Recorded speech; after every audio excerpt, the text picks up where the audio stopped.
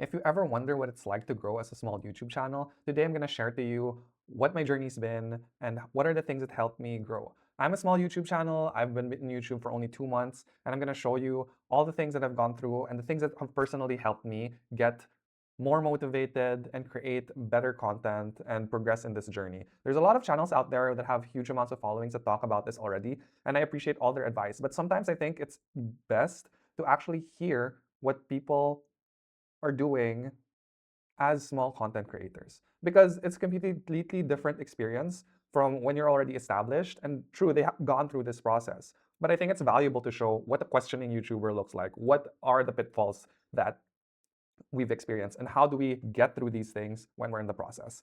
So this is my YouTube channel. It's called Lo-Fi Ledger. I basically make crypto content and try to educate people on what crypto is and when to invest and how to get better. If you look at my previous history actually and my YouTube analytics, this is what it looks like. As you can see, for the last 90 days, I had 3,000 views and I had 4 additional subscribers, right? So I am by no means a big channel and I'm pretty small. And if you look at my videos only, you can see that I had 429 views, an average view duration of 2 minutes and 33 seconds. And so this is what my channel looks like. If you look at the base channel, I uploaded a video just 3 hours ago. It only has 3 views right now. And some of my views are getting like 40 views. And I had a video a while ago, like 2 weeks ago, that hit 100 views. That's my first 100 view milestone. And you can see, even at the start, I was getting very little views. Like at the start, I was getting 3 views, 9 views. And this is really part of the process, right? When you release a video, it's not always going to be a banger. And especially at the start, YouTube doesn't know who you are. YouTube doesn't know who I am. When I put out these videos, why would YouTube recommend this video to people, right? You have to slowly build trust in the algorithm, and posting videos is sometimes done not only to get views, but to give trust to the algorithm that this kind of content is getting better, and this kind of content is something that we want to show people, and what this content is and what this channel is about, right? So if you looked at my channel actually in the analytics, you can see that there was a huge moment where I was actually getting no views, right? And this was kind of hard for me because, yeah, I was posting videos here, I got just 1 view, and then the next video that I posted, I only got 5 views, and then the next video 3 views. So there was this period in time, there was like a lull, and then suddenly the market crashed in crypto, and I made this video, why Bitcoin is headed to 50K, and I had 29 views in that day, which was higher than all the other videos that I initially posted, right? And then going off that, I ended up creating another video that actually got 100 views. And that was also going into the crypto crash. So my niche is kind of different. So I'm in crypto. So what I'm starting to learn now is that certain things that happen in the market are really good signals to create a video, because once market crashes or market pumps, this gives like signal to the viewer that this is what they're going to search for. So you have to create content in line with that. I was also able to correctly predict these drops, and that was really a good hook for my video. So that actually is the thing that made it work. So yeah, looking at these things, what are the things that really help me drive my performance, or actually what I'm looking at to get better at YouTube? So the first thing is, if you're a new YouTuber, I would say just start, try your best. I know it's cliche and everyone says that, hey, you just have to start, hey, I just have to do this, but it's honestly really true. I was thinking of making YouTube videos for almost years now to create and share my thoughts on the market. And it was only 2 months ago when I decided to pull the trigger. If I had started making content years ago, then I would have learned this process much sooner. So I think it's really important to approach these things with curiosity. What am I doing? What value can I put out there? And make it fun and easy, right? I think the biggest thing that stopped me from starting was fear. I was afraid of what people would think. What if the videos fail? What if I look cringe? All these different reasons that people give are a manifestation of how we feel internally. But honestly, what are we really afraid of? Are we afraid of trying? There are so many things that are out there that we can't really accomplish on our first try.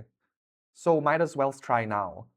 Second, when we try and we start, we just try our best, and we need to try to improve our systems sequentially. When you first start, when I first started, I don't know what I'm doing, honestly. I wanted to just video a long form content and have everything kind of automated because personally, I'm not great at video editing. I'm not good at all these things. And I wanted to find a way to make it actually sustainable. So when I first started, I created all these pipelines. So if we go back to here, this is actually some YouTube automation that I created for myself. My background is in software engineering and data science. So I created this own tool for me wherein I upload like the raw video. So for example, I can browse a video and then when I upload this video, I can like make simple automatic edits. So here, like I can like merge, I can upload multiple videos together and merge it. I can drop the pauses or the dead air. I can speed it up a little because sometimes I feel like I talk too slow. So these are like kind of programmatic things that I automated. And then, it automatically like cuts it into clips or and reposts it on other platform. This is something that I did. So actually, this is what my YouTube upload calendar now looks like. So, when I started, I was really just approaching this on best effort. What can I do to like make this sustainable so that I can keep posting? Because YouTube is a long game.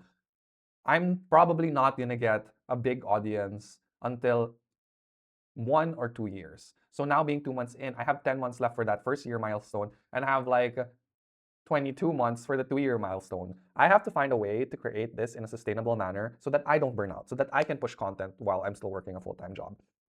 So this is how I thought about it. So this was my best effort. This is what version 1 looks like.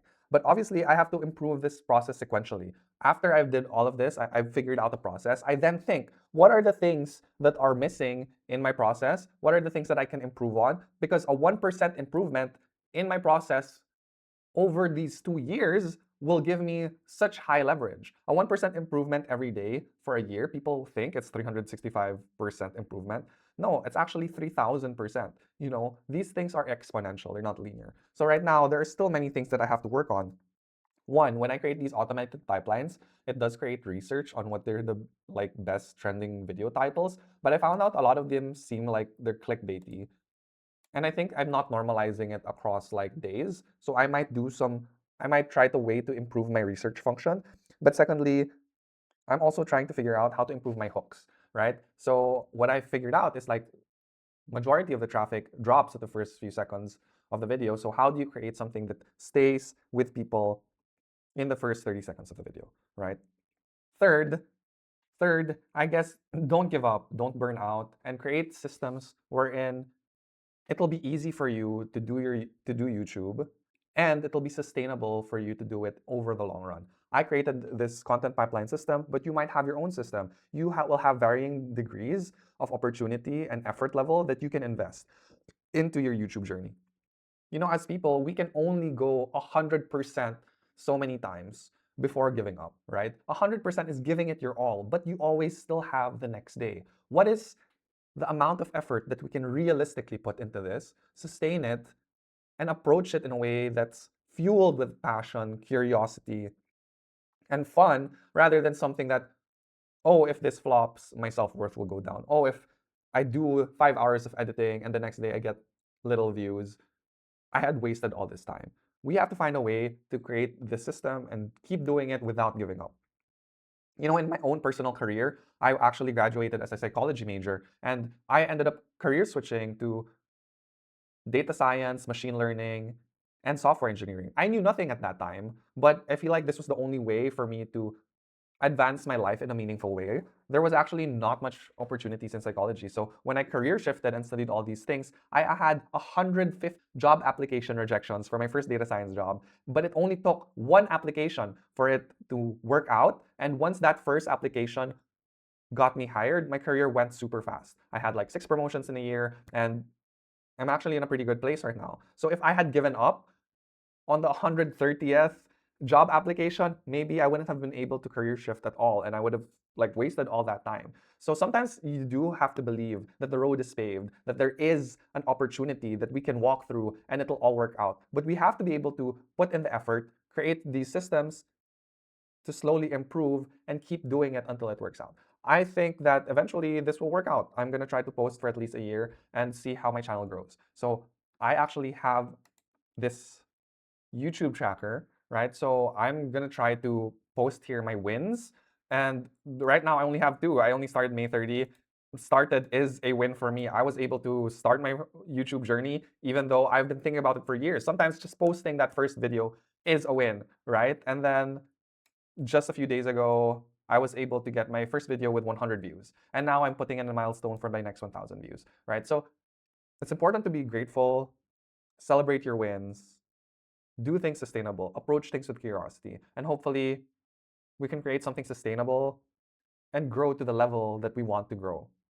I'm not saying that all YouTube channels will make it, the vast majority don't, but I think if you stick to it and constantly improve, compare yourself with those big creators and compare yourself with your past self. How are you constantly improving so that you're slowly reaching that level? I think if I do that, I'll be able to grow to the level that I want to be able to grow. So that's basically it, guys. I still have a lot of things to improve on. Obviously, my video editing isn't the best. I still have to find a way to make this sustainable and work well. And yeah, if you guys like this content, follow me, watch my YouTube journey, and see how I'm applying all these principles to automate this business YouTube channel thing. Yeah, like and subscribe, and I'll see you guys next time.